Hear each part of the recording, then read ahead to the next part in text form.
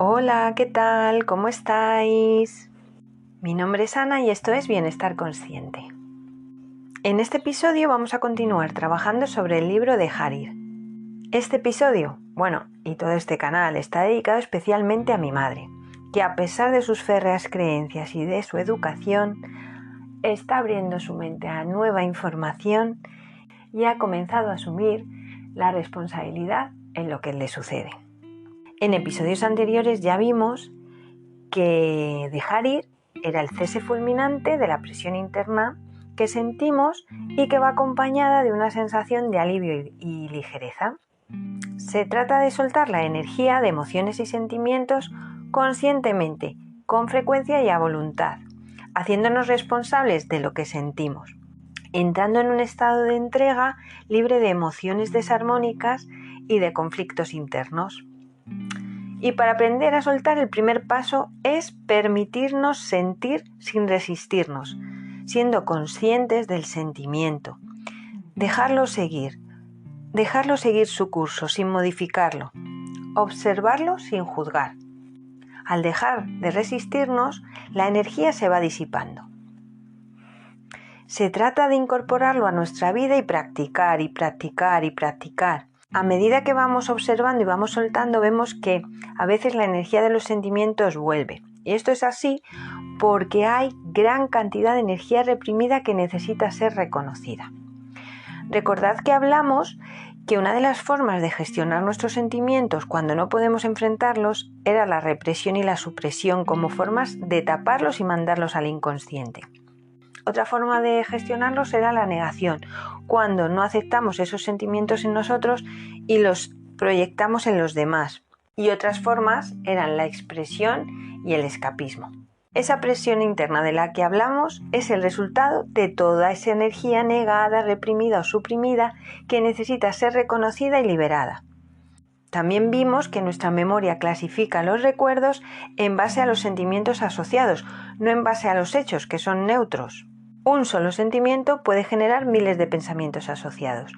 Por ello el autoconocimiento es fundamental y este aumenta con la observación del sentimiento y la comprensión de la emoción que subyace y sin ninguna intención, aceptando que está ahí sin juzgarlo, dejando que siga su curso hasta que se agote. Y es importante practicar y sobre todo practicar en la vida cotidiana aun cuando nos sintamos bien, ya que esto nos va a permitir poder utilizarlo para gestionar las crisis. Cuando se produce un evento que genera una emoción abrumadora, por ejemplo, la pérdida de un empleo o una ruptura de pareja, un negocio fallido que nos lleva a la ruina, el diagnóstico de una enfermedad, la pérdida de tu hogar. Todos esos eventos son situaciones que pueden producir una emoción abrumadora. El autor nos aconseja utilizar los mecanismos que hemos descrito anteriormente, o sea, la represión o supresión, la expresión y el escapismo, pero de manera consciente para poder reducir la intensidad. Por ejemplo, compartir lo que nos pasa y lo que sentimos con alguna amiga, ya que al expresarlo disminuye un poco su energía. También puede ser útil utilizar conscientemente mecanismos de escape como socializar, escuchar música, ver una película, para tomar distancia del malestar o el sufrimiento. Cuando la sensación se ha reducido, se puede empezar a soltar pequeños aspectos. Toda la situación en su conjunto puede ser abrumadora, pero podemos ir asimilándola en pequeñas porciones o aspectos menores o menos profundos. El propósito de entregar estos aspectos menores es poner la mente en actitud de dejar ir. Esta actitud nos lleva al nivel del coraje, en el que los sentimientos negativos son reconocidos y trabajados y han perdido su carga. En el episodio de la escala del nivel de conciencia y emociones vimos que el nivel del coraje es el punto crítico que marca el cambio de energía de negativo a positivo. El coraje es la energía de la integridad, de la veracidad, del empoderamiento y de la capacidad de hacer frente a las cosas que nos suceden. Cuando ante una crisis emocional nos damos cuenta de que tenemos el coraje necesario para enfrentarla, reconocer nuestros sentimientos y hacer algo al respecto, el suceso principal se vuelve menos opresivo. Como si todas las emociones tuvieran la misma energía y en ese estado de entrega, al soltar una, sueltas todas. El autor nos dice que después de utilizar los 4 métodos, o sea, el escapismo, la expresión, la supresión y la entrega de pequeños aspectos, se hace evidente que una emoción intensa es una combinación de varias emociones y por eso es posible desmontarla. Por ejemplo, ante un sentimiento de desesperación o de desesperanza, ante un suceso abrumador como los que hemos descrito antes, poniendo en marcha los 4 mecanismos y a medida que se reduce su intensidad, podemos ver otras emociones subyacentes, como por ejemplo el temor. Esto nos va a permitir reconocer lo que compone ese complejo emocional y nos va a permitir desarmarla. Gestionar una crisis a nivel emocional nos va a capacitar para volver a gestionarla si surge de nuevo, si se vuelve a repetir. No el mismo suceso, sino un suceso que genera una crisis. Sin embargo, si intentamos gestionarla intelectualmente, lo que sucede es que va a generar miles de pensamientos y escenarios hipotéticos posiblemente catastróficos. Nos va a hacer que estemos calentándonos la cabeza, noches sin dormir, revisando la situación una y otra vez, va a generar resentimiento, miedo y puede llevarnos a no recuperarnos de esto durante años. Sin embargo, si aprendemos a gestionarlo a nivel emocional, vamos a poder superarla y a reducir radicalmente su duración. Y al superarla con éxito, esto va a tener múltiples beneficios, empezando por la cantidad mucho menor de emoción reprimida. Además, la autoestima y la confianza aumentan y uno se da cuenta de que puede gestionar lo que la vida le traiga, lo que también va a reducir el miedo a la vida, va a aumentar nuestra sensación de dominio y también va a aumentar la comprensión del sufrimiento de los demás y nuestra capacidad para ayudar. La gestión y la superación con éxito de una crisis vital normalmente va seguido de un periodo de paz y tranquilidad y en muchas ocasiones puede incluso elevar nuestro nivel de conciencia.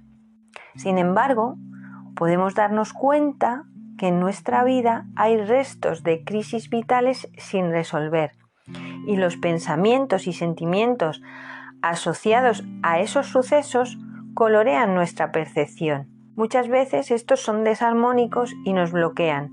Nos quedamos en el papel de víctima y nos llevan a vivir en modo supervivencia, desde el miedo, la queja y el resentimiento. Pero tal vez podamos salir de ese papel si nos colocamos en el nivel del coraje y somos capaces de ver el suceso desde una nueva perspectiva y asignarle otro significado, eligiendo otra actitud y siendo capaces de valorar el aprendizaje que nos ha traído esa experiencia y verlo como una oportunidad de crecimiento y evolución. Nos dice el autor que en algunos casos, al mirar atrás, parece que hubiese algún propósito inconsciente detrás del acontecimiento, como si nuestro inconsciente supiera que debería aprender algo importante y que por doloroso que fuera, esa era la única forma de hacerlo.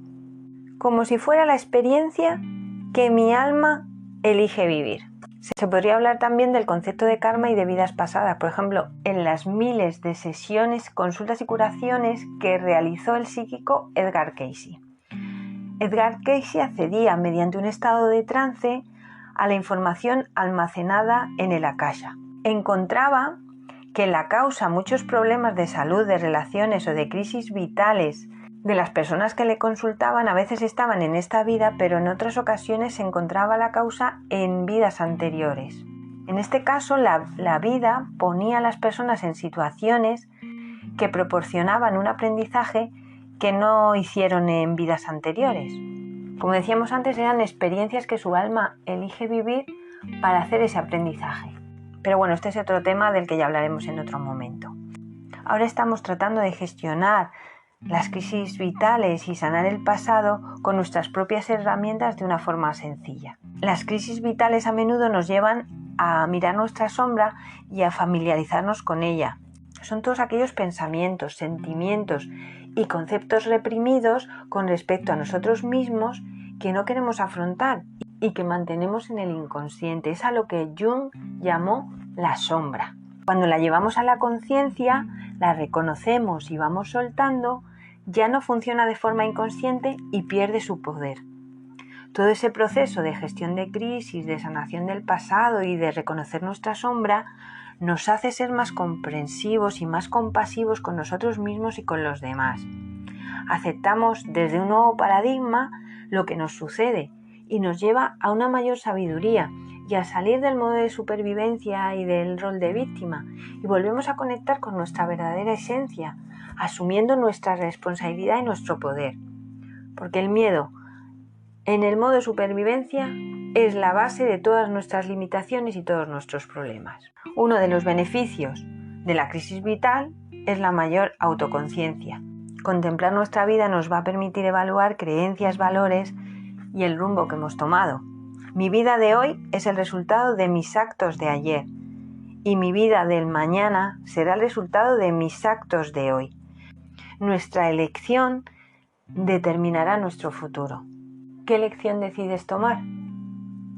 Bueno, yo creo que lo vamos a dejar aquí con esta pregunta para reflexionar. Nos vemos en el próximo episodio. Os mando un abrazo con muchísimo amor.